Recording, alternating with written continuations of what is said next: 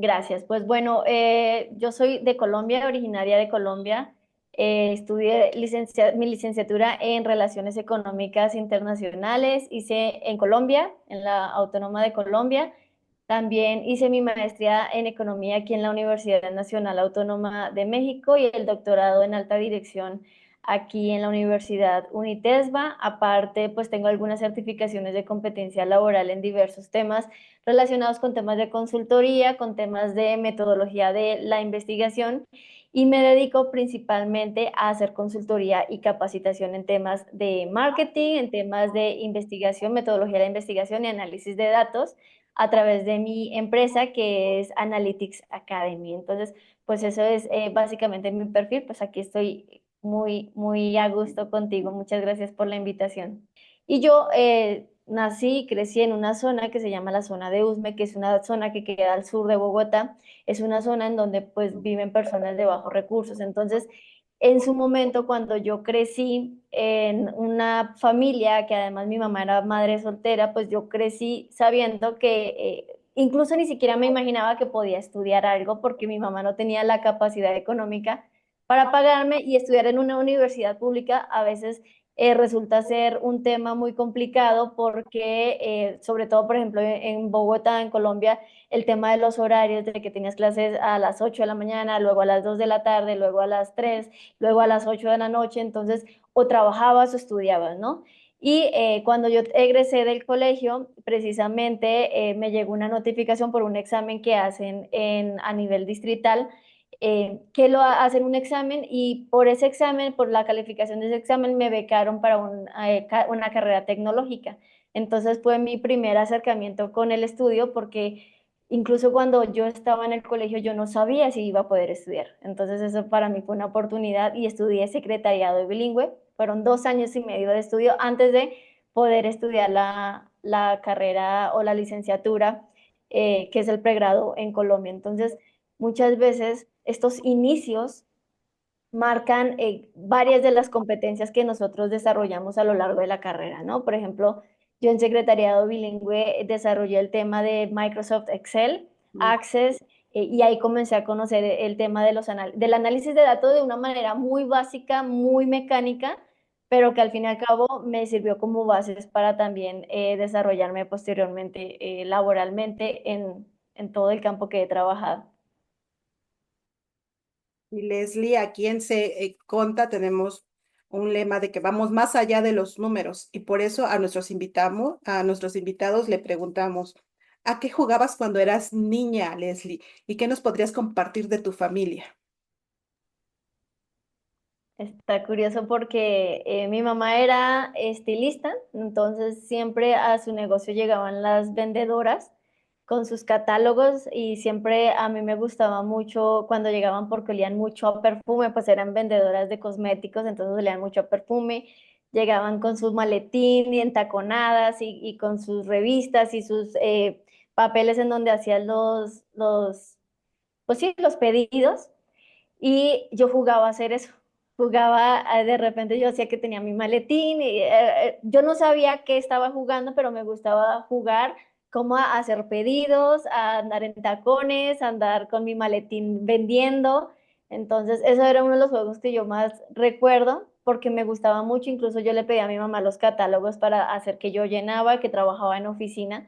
Era como mi ideal, que uno de niños no sabes realmente qué quieres ser, ¿no? O sea, como que no le pones muy bien los nombres a menos de que sean las carreras básicas, que es policía, doctor, hasta astronauta, pero era como lo más real que yo veía, ¿no? Y también con mis hermanos jugábamos al profesor. Casi siempre yo era la alumna porque yo soy la menor de 5. Entonces yo siempre era ahí la que estaba tomando clases con mis hermanos, volteábamos la caja de zapatos y las poníamos como escritorios, entonces jugábamos a eso.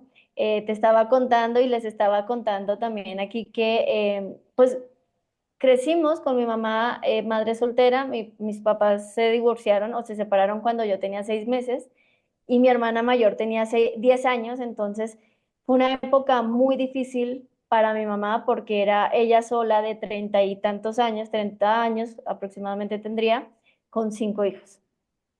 y sin el apoyo de un papá. Entonces nos tuvo que sacar adelante a todos con lo mejor que pudo.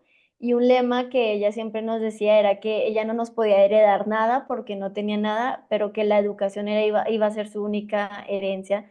Y eso es algo que a mí se me quedó grabado, porque algo que sí fue muy insistente ella, siempre era, edúquense, vaya al colegio, ocupaba lo que sea para poder mandarnos al colegio de manera fija todos los días sin que faltáramos a clase. Entonces, yo creo que tanto mis otros hermanos como yo, creo que todos valoramos mucho eso y por eso todos valoramos el estudio e incluso en nuestra familia y las personas que nos conocieron de niños, se los juro que si alguien ve esta transmisión, alguien que nos conoció de niños, yo creo que hasta dirían estos niños, 5 niños ahí chiquillos, cómo es que todos sacaron su carrera, todos, digamos que gracias a Dios ninguno tomó otros caminos, sino que todos valoramos mucho el estudio, pero yo creo que eso se lo debemos más a mi mamá, que siempre nos inculcó muchísimo este tema de la capacitación dentro de sus posibilidades. Ahora, en Colombia, ¿ves alguna diferencia dentro de las instituciones educativas en Colombia y México? Fíjate que sí, de cierta manera, sobre todo cuando yo tuve mi primer acercamiento aquí en México, fue con un intercambio, que de nuevo, gracias a una maestra que quiero y admiro mucho y que ella falleció, pero que vio esa oportunidad y dijo, ¿sabes qué, Leslie? Tú puedes aplicar al intercambio y seguro te lo van a dar esa beca. Cuando yo vine a México, a mí me causó mucha curiosidad. Por ejemplo, no sé si sea generalizable, pero el nivel de lectura, en Colombia leíamos un poco más la carga de lecturas de lo que, por ejemplo, de aquí a 3 días nos ponían a leer un texto de 30, 40 páginas y era como normal, ¿no? O sea, era como de, bueno, tenemos que leer esto para la siguiente clase. Y cuando vine la primera vez a México, me causó mucha curiosidad que a veces a mis compañeros les ponían a leer, no sé, 5 páginas de aquí al siguiente, a los 2 días, y eran, no, ¿cómo vamos a leer tanto? ¿Por qué nos dejan tanta lectura? Entonces, el tema de la lectura yo creo que es como de cierta manera, ahí yo lo vi, también lo he visto. Yo siento que en Bogotá, incluso es conocido como la capital del libro, nos inculcan mucho la lectura y como consumir muchos libros, ¿no? Aquí en México seguramente también y en ciertas zonas y dependiendo de los colegios y las universidades también va a cambiar. Entonces, eso, digamos que de los métodos de enseñanza diría que es una parte diferente. Pero aparte, aquí en México, sobre todo la educación superior, este es un sistema educativo que está de cierta manera fragmentado. ¿Por qué? Porque básicamente México está dividido por federaciones y Colombia es un país centralista. Entonces, por ejemplo, en México está la universidad, digamos que se centra todo en el gobierno, es como una estructura de gobernanza que va desde el core, desde el núcleo hasta las universidades más amplias, pero todo está bajo los mismos sistemas. Mientras que, por ejemplo, en el caso de México existen 13 subsistemas de educación superior. Entonces, dentro de esos 13 subsistemas de educación superior, cada subsistema, los politécnicos, los tecnológicos, las universidades autónomas, o sea, cada uno de esos tienen financiamiento diferente y autonomía diferente. Por lo tanto, también tienen formas y metodologías diferentes de enseñar. Muy bien. ¿Y te acuerdas de aquel primer trabajo que tuviste? Cuéntanos el equivalente en pesos, ¿cuánto fue tu primer sueldo? A ver. Gracias. Sí, fíjate, bueno, yo le cuento a mi familia que yo desde que tenía aproximadamente como 13 años me iba con mis tíos y trabajaba con ellos en fin de año, en vacaciones. Entonces, ese era mi primer trabajo porque yo me ganaba la ropa que iba a estrenar en Navidad y en Año Nuevo. O sea, era como que trabajaba esos 2 meses y al final me daban como mi ropa de estrenar. Pero el primer trabajo que tuve fue cuando yo estaba terminando el bachillerato, nos ponían a hacer unas prácticas. Entonces empecé a hacer unas prácticas en una empresa de bueno, de ingeniería civil y estaba como auxiliar de contabilidad, como prácticas de auxiliar de contabilidad. Y ese primer salario en ese entonces eran como 500.000 pesos mexicanos, colombianos, perdón. Eso sería hoy como, déjame hago el cálculo rápido, como, perdón, a ver si, serían como 2.000 pesos. Y de hecho, tenemos un episodio en el canal de Se Conta con Tania Salazar y ella, y también uno con Rubén Velázquez, en el cual nos menciona precisamente lo que nos acabas de decir, que es súper diferente lo de la escuela ya en el campo laboral. Nos dan algunas tips, algunas experiencias para aquel joven estudiante que pues todavía está, escúchenlos, porque pues ya la experiencia es la que habla. Yo te quiero preguntar, ¿cuál fue el detonante que decidieras, desde hace cuánto estás en México y cuál fue el detonante para que te quedaras? Gracias. Pues bueno, te comento que yo vine de intercambio la primera vez y aquí en la universidad conocí al que hoy es mi esposo. Entonces, inicialmente nosotros intentamos, bueno, él se fue a Colombia, intentamos vivir allá en Colombia, pero creo que el detonante principal fue que consideramos que México tenía un poco más de oportunidades para ser diferente. Por ejemplo, él tenía su negocio, yo también para desarrollarme profesionalmente y comencé a ver lo de la maestría en economía y en un lugar donde yo siempre había querido estudiar o que siempre lo tenía en mente porque a nivel Latinoamérica la UNAM es una universidad muy reconocida. Pues yo me propuse, dije, sí voy a estudiar en México, en la UNAM, porque es una de las universidades más reconocidas. Bien. Y esa pregunta es, ¿tu formación de tu primer trabajo, llamémosle formal, estaba encauzada hacia la contabilidad?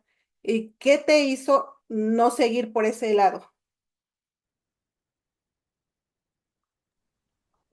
Fíjate que mi hermana mayor es contadora, ¿no? Entonces, lo chistoso es que pues uno de hermano menor, pues te vas por lo que hacen los hermanos mayores, o sea, uno quiere ser exactamente lo que ellos hacen porque además es lo único que conoce, ¿no? Entonces, mi hermana mayor fue contadora, mi hermana que le sigue es especialista en nómina, también contadora, o sea, es contadora la segunda, la tercera es administradora, mi hermano es contador, entonces era como que todos eran contadores, pero cuando yo trabajé en la contabilidad, es algo que yo hago todos los días, incluso hoy todavía con la empresa que yo tengo, pues uno tiene que saber de contabilidad porque es como, y administración porque es como se administra y se hace un negocio.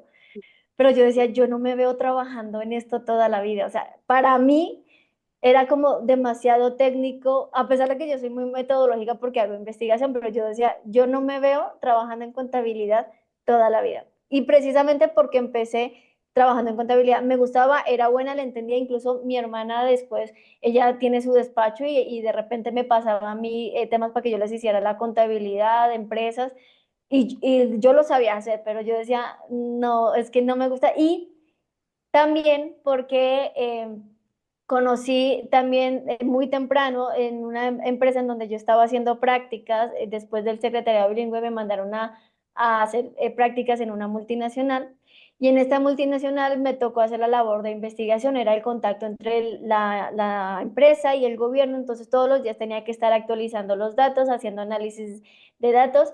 eh, y entonces a mí me empezó a gustar el análisis de datos y la investigación, a pesar de que ahí yo no sabía qué era y que existía una carrera para dedicarte al análisis de datos y a la investigación, pero a mí me empezó a gustar eso y de cierta manera yo dije, no, o sea, yo lo único que sabía era que contabilidad no me gustaba porque yo, para mí era como un trabajo que sí te tiene que gustar porque yo veía a mi hermana y a mis hermanos que le dedicaban mucho tiempo, que tenían muchas empresas y muchas veces los contadores se ven consumidos mucho por este trabajo, que si no te gusta y que si de verdad no te apasiona, es muy difícil que le dediques el tiempo que es necesario para poder hacerlo correctamente. Entonces ese fue como el principal factor.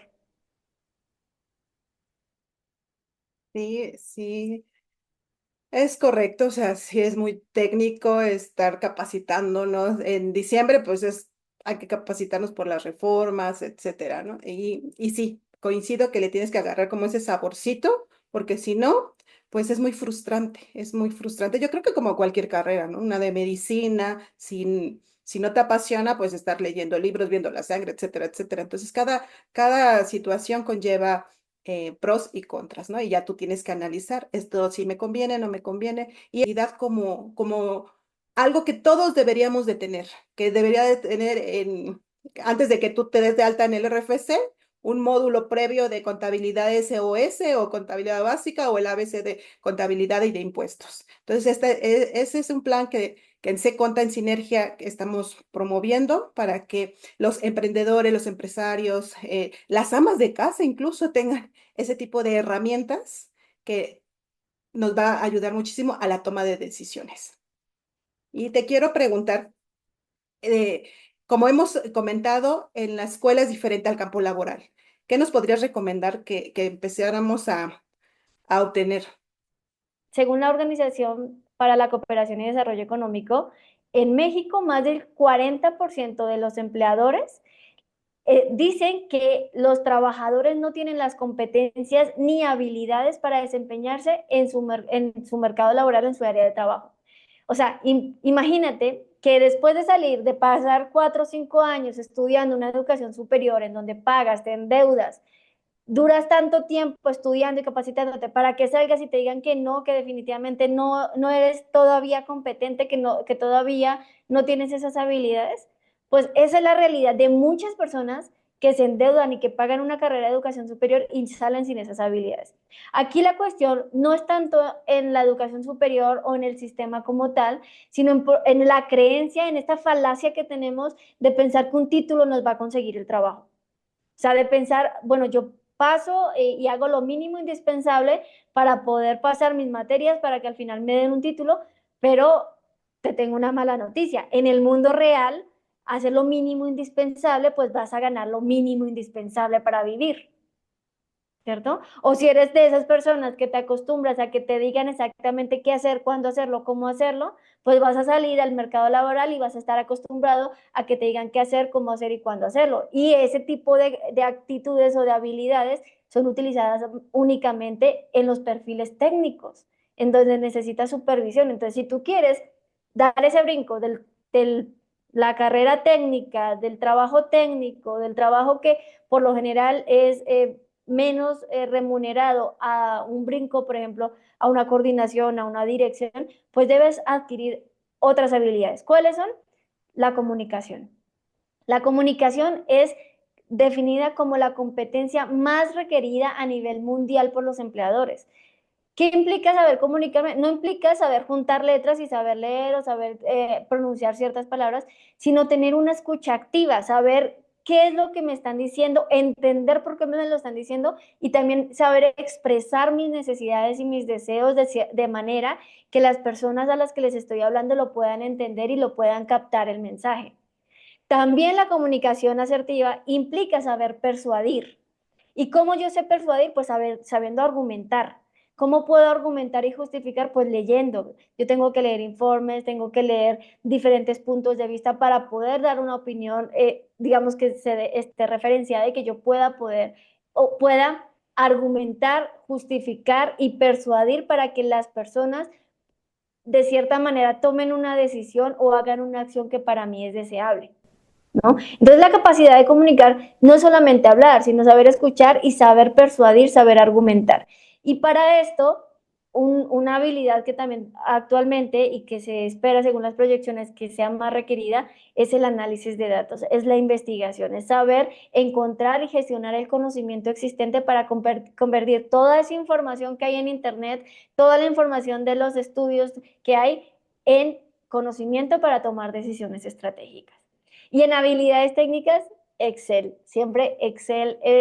Fíjate que es algo curioso porque yo aprendí Excel desde muy joven, cuando estaba estudiando secretariado bilingüe, como que aprendí las bases, pero yo realmente lo perfeccioné así como picando ciertos botones y viendo qué pasaba, ¿no? A mí el saber Excel es lo que me abrió las oportunidades para trabajar en la multinacional porque requerían a alguien que manejara Excel. También me abrió la oportunidad para conocer la investigación porque pasó algo curioso que me pusieron una actividad de hacer una comparación entre las importaciones y exportaciones de varios países, pero la tarea que me habían puesto en la universidad era algo muy básico, como compara cuántas son las exportaciones. Y yo lo que hice fue crear un dashboard de a nivel mundial para que la persona eligiera el país y viera las importaciones y le salieran unas imágenes, porque era algo que me apasionaba. A eso voy. O sea, no me lo pidieron, pero yo le dediqué mucho tiempo a perfeccionarlo porque algo que me gustaba. Y cuando la directora, la profesora vio eso, ella era la directora de investigación de esa universidad y dijo, oye Leslie, pues tienes capacidades como de análisis de datos, ¿me puedes apoyar en estos proyectos? Y ahí desde la universidad, desde muy temprano, comencé a conocer la investigación, el análisis de datos, pero fue gracias al Excel, porque me gustaba Excel y me gustaba picarle ahí. Y ahí entendí que existe una carrera que es de ser investigador, que de hecho a menos del 1% de la población económicamente activa en México es investigadora, o sea, es muy poquito, hay muy poca investigación, pero la investigación es la que nos lleva a innovar, es la que nos lleva a aprender de los errores, es la que nos lleva a gestionar y a liderar el cambio. Entonces, para mí fue una bendición y el Excel ha sido parte fundamental de eso. Ya después me certifiqué y como no sé si has visto, pues también he promovido mucho el tema de la certificación en Microsoft, Excel, en los diferentes niveles, porque creo que es una de esas habilidades que te puede ayudar a hacer más con menos. Exacto. En las entrevistas previas justo tienen ese común denominador. Jorge Serratos, Rubén, Tania, Leslie y más tienen ese común de no tenerle miedo, o si lo tienen, pues lo disimulan, a hablar en público, a expresarse. Entonces, considero que si es una habilidad que tú estudiante, si nos estés escuchando, si te da miedo, pues toma cursos. Primero, pues analízate. Con Tania nos da un consejo de tú comprende cómo aprendes, porque hay gente que es visual, que es auditiva. Entonces, tú defínete a ti mismo, conócete para que tú puedas ver, pues no le entiendo al maestro porque, bueno, Tania nos dice, yo cuando leo, pues yo tengo que poner gráficos y así es como absorbo el conocimiento. Entonces, por eso me encantó ese consejo de que tú conócete para que puedas tener una técnica de estudio y avances, tengas esa disciplina.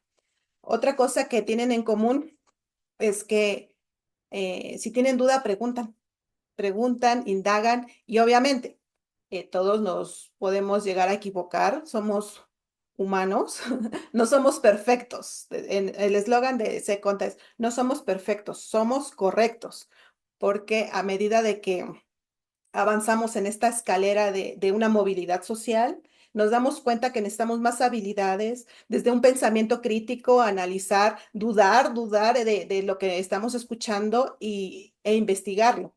¿Qué les podrías aconsejar a aquellos cómo encontrar su guía, cómo encontrar esa red de apoyo que afortunadamente tú y yo tuvimos, que es muy valorable, muy valorada, pero aquellas personas que se sienten que nadie los apoya, ¿cómo les podrías dar algún consejo, alguna guía para poder, este es tu primer paso que tienes que hacer, si es que es posible?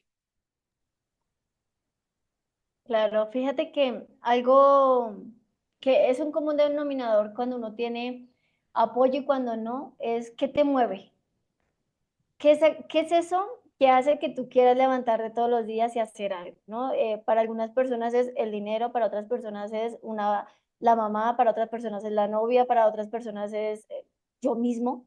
O sea, yo quiero demostrarle al mundo que yo sí puedo, que yo estoy destinada a lograr algo más de lo que está predecible, que yo quiero tener esta movilidad social, que yo quiero morir en mejores condiciones de las que nací. Entonces, yo creería que y yo les aconsejo que tengan esta red de apoyo o no, es que elijamos el por qué queremos. Específicamente yo siempre hablo de los objetivos SMART, que no es yo quiero vender más, sino yo quiero vender 20% más en 3 meses. O sea, yo tengo que establecer objetivos bien específicos, medibles, alcanzables, realistas y en un tiempo determinado para saber mi camino, porque muchas veces a mí se me dificultaba un poco este tema de cómo me piden que yo establezca un objetivo de aquí a 10 años, un proyecto de vida, si yo ni siquiera sé qué va a pasar mañana, ¿no? Y no entendía mucho el por qué o la necesidad de hacer esto, hasta que un día entendí que cuando tú no tienes una meta clara, cuando no tienes un objetivo claro, cualquier dirección es buena. Y lo mismo, cualquier dirección es mala. Entonces, el establecerte el qué quieres, el primero, ¿qué quiero? Ahora, ¿quién me puede apoyar a lograr esto que quiero? No necesariamente es la familia y muchas veces la familia puede ser un obstáculo más que un apoyo, o sea, también es esta otra parte, ¿no? O sea, una familia puede ser apoyo, pero también una familia puede ser un obstáculo. La familia misma puede ser quien te diga tú no puedes, porque haces eso, mejor sigue donde siempre estás, vete a lo seguro, ¿sí? Entonces, cuando tengo el qué quiero hacer, quién me puede ayudar en este proyecto, quién puede ser esa parte de apoyo, quién puede ser, necesito ayuda profesional, necesito ayuda de un amigo, necesito ayuda de un profesor. En mi caso, yo he tenido muchos mentores y muchos angelitos que yo le llamo a lo largo de mi carrera. O sea, mi mamá fue la aliciente de esta motivación, como esta idea de que sembró en mí de la educación, pero a lo largo del camino yo he tenido muchos angelitos. En su momento tuve a la maestra que me inscribió sin yo saber que yo estaba en el colegio, que me inscribió para que me becaran en lo de secretariado bilingüe.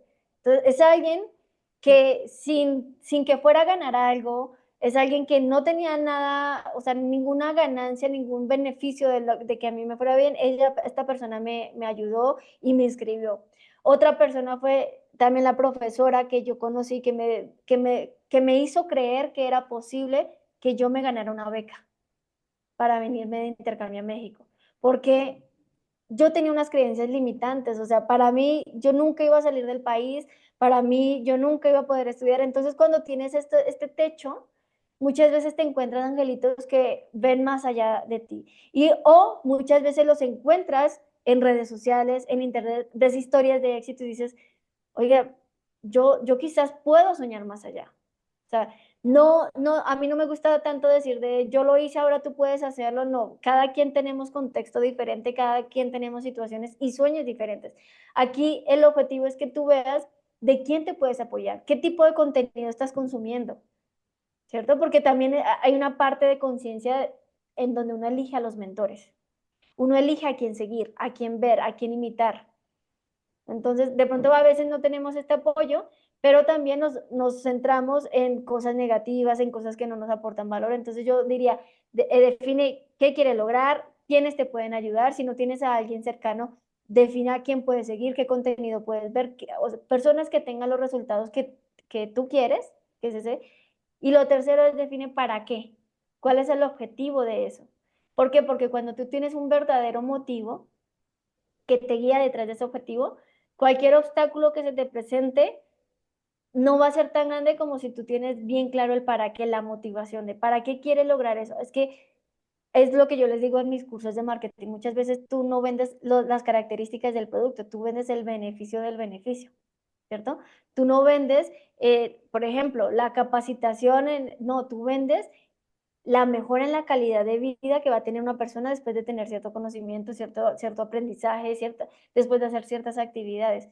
Entonces, lo mismo aplica cuando tienes objetivos. Define tus objetivos, qué es lo que quieres lograr, quién te puede ayudar, pero para qué lo quieres, porque ese para qué va a ser lo que te va a motivar a superar los obstáculos que seguramente se van a presentar, porque el camino fácil es el camino a la... Ahora sí que el camino fácil no necesariamente es el camino bueno, como en la Biblia, ¿no?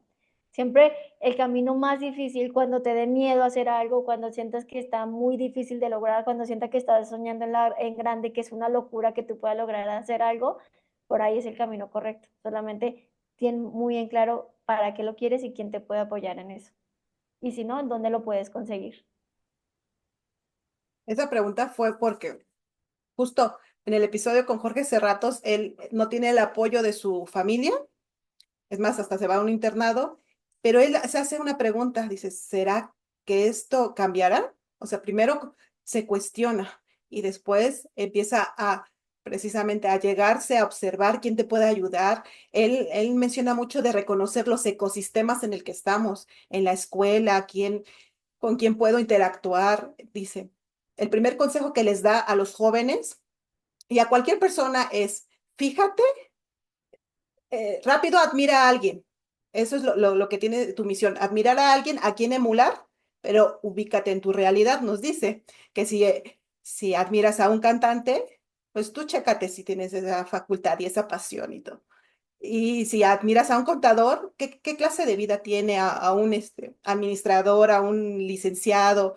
Tú observa, dice Carlos Marx, el entorno el entorno te puede cambiar a ti. O sea, tú observas cómo viven las personas, tú observas cómo se expresan y dices, quiero emular eso. Entonces ya te lo atraes, te lo interiorizas y empieza a trabajar, empieza la magia que dice, cuando hay magia, no es necesarios trucos, ¿no? Entonces, todo este tipo de situaciones. Leslie, ¿y cómo ahorita estamos viendo que está muy, pues ya llegó para quedarse la inteligencia artificial, la llamada inteligencia artificial? ¿Tú cómo nos puedes orientar para que en cada una de nuestras profesiones, negocios, sigamos en esa evolución? Nos han mencionado que el desconocimiento, la falta de conocimiento, pues llega a perder empresas, el que no te prepares. Entonces, ¿tú cómo nos puedes orientar para que nos vayamos encaminando a esta realidad ya? O sea, en tu materia, ¿cómo se ha transformado en tu carrera? Aquí como contador, de hecho, hay sistemas que ya te contabilizan desde el CFDI de la factura, ya está registrado el cargo, el abono, entonces tú nada más revisas. Entonces, sí viene una evolución muy fuerte. ¿Tú qué nos podrías recomendar? Aquí es importante, primero, empezar a cuestionarnos qué de lo que estoy haciendo se puede automatizar. Ujú. Y esto yo les recomiendo que ustedes evalúen qué de sus actividades se hace o podrían ustedes describir como una serie de pasos. Es decir, yo, por ejemplo, hago lo que tú dices, hago contabilidad. ¿Qué es hacer la contabilidad? Bueno, debo entrar al SAT, debo descargar los XML, debo meterlos en este archivo. O sea, si tus actividades o parte de tus actividades se pueden hacer como una serie de pasos, incluso están los pesimistas que dicen, si eso puede pasar en tu profesión, significa que más temprano que tarde, una inteligencia, una herramienta va a poder hacer en segundos lo que tú haces quizás en días, en horas o en meses, ¿no? Entonces, lo primero es preguntarte, ¿qué de tus actividades que estás haciendo actualmente podrías describir en una serie de pasos? Lo segundo es, actualmente ya existen herramientas que te puedan facilitar más el trabajo y esto es importante porque muchas veces nosotros tenemos este paradigma de, no, es que a mí siempre me ha funcionado hacer las cosas como de esta manera y esto es como me rinde. Y por esa ceguera que yo tengo de no cuestionarme si eso que estoy haciendo se puede hacer más rápido o mejor, entonces no, ni siquiera me tomo el tiempo de googlear cómo hacer eso con inteligencia artificial. Entonces, pregúntate qué de lo que estás haciendo puedes hacer más rápido, puedes hacerlo mejor y te vas a encontrar que hay herramientas que te pueden facilitar el trabajo. Por ejemplo, en investigación ya existen herramientas que te resumen artículos, que te sacan las citas, que te dicen la metodología, que te ayudan a hacer, digamos que una parte más analítica en segundos. Ahora, es importante también tener en cuenta la parte ética y la parte de que todavía estas herramientas están en proceso de creación y en proceso de aprendizaje. Entonces, no necesariamente todos los resultados que se obtengan de estos procesos van a ser correctos siempre. Por eso entra la parte humana de revisión, pero ya tu trabajo se redujo en un 80%. ¿Sí? Entonces, haz listas, pregúntate qué de lo que estás haciendo ya puedes automatizar. Hay páginas incluso en donde están, hay una página que se llama What Can I Do Today? .com, en donde nosotros podemos ver todas las herramientas de inteligencia artificial, la mayoría de herramientas que existen, si yo quiero editar videos, si yo quiero escribir textos, si yo quiero, o sea, hay un montón de actividades. Entonces, pregúntate qué de lo que quieres hacer, ve y buscas en este tipo de páginas, que hay más páginas de estas, o incluso entra a ChatGPT, entra a Copilot, entra a Gemini, entra a You, a cualquiera de estas y pregunta, tengo esta actividad que hago normalmente, ¿qué inteligencia artificial me puede ayudar? Y ahí puedes encontrar muchas.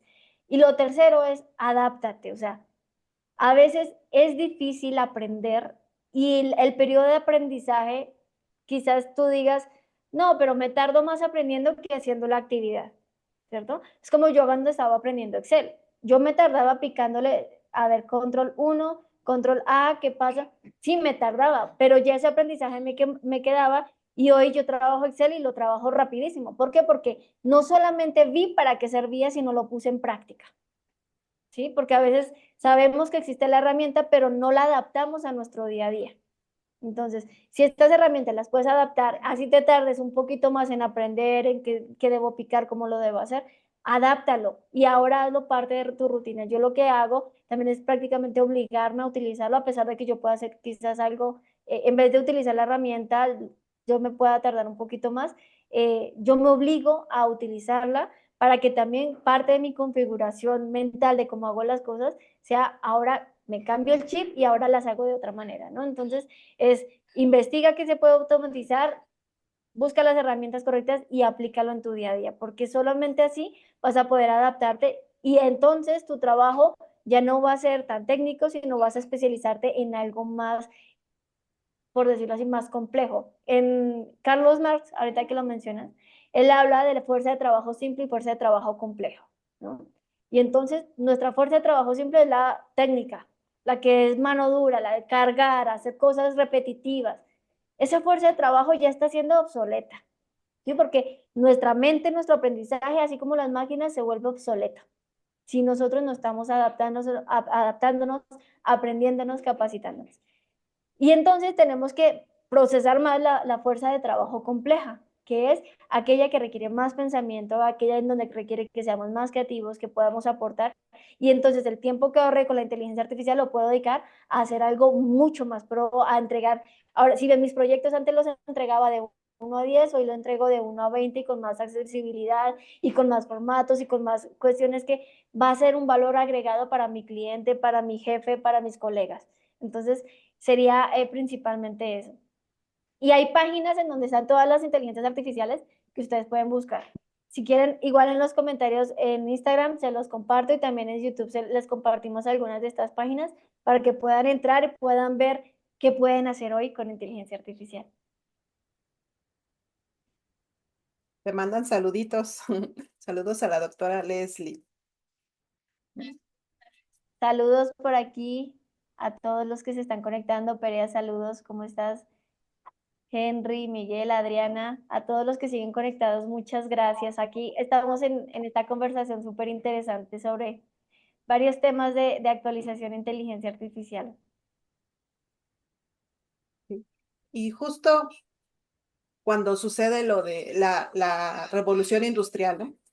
Que se decía que, pues sí, muchos perdieron trabajos, pero a mí me llamó la atención un análisis que se hizo en donde también se generaron nuevos trabajos, en donde antes cuando, pues los que realizaban la tela, pues muchos dejaron de hacerlo porque ya estaban los textiles.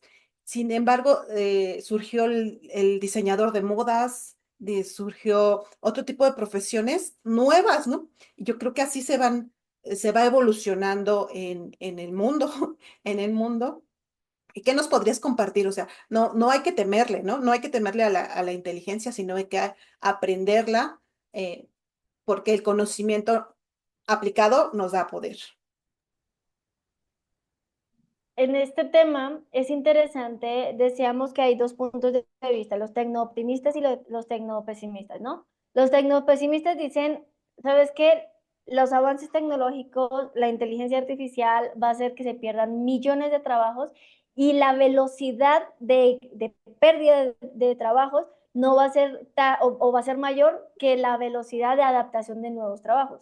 ¿Por qué? Porque, por ejemplo, si vemos las innovaciones, como tú dices, la revolución industrial, la máquina de vapor, el tiempo en que tarda en adaptarse una tecnología, una innovación era antes de 10 años, 20 años, 50 años, ¿no? Por ejemplo, cuando salió el teléfono, en Estados Unidos las personas tardaron aproximadamente entre 8 y 10 años en adaptar esta tecnología a sus vidas, a su cotidianidad.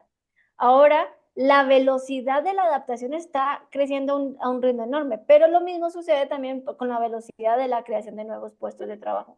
Ahorita lo importante es que nosotros entendamos que estamos en un punto crítico en términos económicos en donde la economía acaba de salir de una crisis, incluso todavía seguimos en recesión en varios países, pero dicen, en la recesión, en la crisis, unos lloran y otros venden pañuelos, ¿no? Entonces, es en este punto de crisis donde hay una innovación, que es la inteligencia artificial, donde la innovación, como en su momento lo fue el Internet, que se va creando como una burbuja especulativa en donde esto va a venir a transformar todo, y sí lo va a venir a transformar, pero seguramente se van a adaptar muchos trabajos. Aquí la cuestión es la capacidad de adaptación y cambio que tengamos cada uno de nosotros. ¿Qué tan capaces somos de adaptar lo que ya hacemos para que ahora lo haga más rápido y mucho mejor con inteligencia artificial, con tecnología, con herramientas y con el montón de herramientas de aprendizaje automático, de machine learning que existe actualmente para poder, digamos que crear nuevas cosas y crear incluso nuevos puestos. Por ejemplo, hace 15, 20 años no existía un puesto de trabajo que se llamaba creador de contenido, ¿no? O existía, pero no se le conocía de esta manera. Hace 20 años existía todavía el paradigma de que para lograr ganar miles de millones de dólares teníamos que trabajar en un entorno corporativo por más de 15, 20 años para por fin tener un cargo directivo, y que después de tener un cargo directivo, solamente después de tanto sacrificio, de tantos años, podríamos tener esta experiencia y ganar más. Ahora los directivos son veinteañeros, de 25, 30 años, y ganan millones. Y ya ahora la ventaja competitiva de estas personas es la capacidad de innovación y de pensar rápido y de modificar las cosas conforme va avanzando todo, ¿no?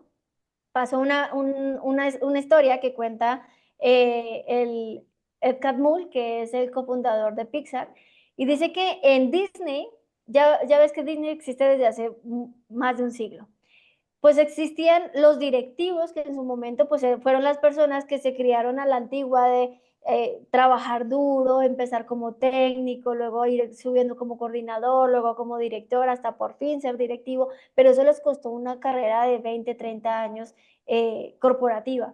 Cuando en los 90 llegaron los más jovencitos diciendo, ¿sabes qué? En vez de hacer dibujos a mano, podemos tener animación digital y podemos facilitar esto así y ese. Entonces, esas ideas innovadoras que para los directivos eran muy locas, es que a la gente no le va a gustar eso, a la gente lo que le gusta es mejor lo hecho a mano, es que se va a perder la historia, es que vamos a gastar mucho. Entonces, comenzaron esos paradigmas, esos bloqueos mentales que tenían, sabes que no se puede hacer esta innovación, no se puede hacer esto, no se puede contratar. ¿Cómo es que va a venir un jovencito y me va a decir qué hacer si yo soy el que tengo la experiencia de todos los años, ¿no? Entonces, este cambio de paradigma que no se hizo en su momento Disney, hizo que en la década de los 90 Disney tuviera su época económica más caótica y de crisis. Si no fue porque llegó Pixar a crear producciones y a salvarlos de cierta manera de esta parte caótica que después ellos reconocieron. Entonces, cuando nosotros tenemos esta serie de paradigmas en donde no nos adaptamos, resulta que el mundo sigue corriendo y el mundo sigue avanzando y se van creando nuevos puestos de trabajo y se van adquiriendo nuevas habilidades. Y si yo estoy aquí cerrada de que no quiero adaptarme, no quiero encontrar esas nuevas capacidades, pues ¿qué va a pasar? Pues que me va a sobrepasar. Entonces voy a quedarme obsoleta, van a crearse nuevos puestos de trabajo y efectivamente se van a perder muchos puestos de trabajo, ¿cierto? Porque realmente antes necesitábamos al que editara videos, al que pusiera, al que grabara, y ahora todo lo haces a través de una aplicación. Entonces, la máquina no pide vacaciones, la máquina no se queja cuando le toca mucho trabajo. Entonces, es entender esto, o sea, ya suena muy cruel, pero es la realidad. Entonces, ¿yo cómo puedo aportar más valor para que mi trabajo se vuelva algo que yo pueda avanzar y aportar? ¿Ok? Escríbanos en los comentarios si ya se han enfrentado a algún que en su trabajo ya han metido la inteligencia artificial y ya hayan despidos. Mi llamado de atención es que si hoy no estás construyendo una marca personal, personal. Si hoy no estás utilizando tus redes sociales de manera profesional para compartir qué haces, cuál es tu expertise, en qué estás trabajando, lo empiezas a hacer desde hoy mismo porque realmente va a ser una herramienta que te va a beneficiar. Y coméntenos qué consejo nos darían a nosotros como creadores de contenido, como expertos en nuestros temas, para poder ayudarles a ustedes a lograr sus objetivos. Y con mucho gusto, ahí vamos a estar respondiendo los mensajes y por supuesto nos vamos a estar viendo a través de redes sociales.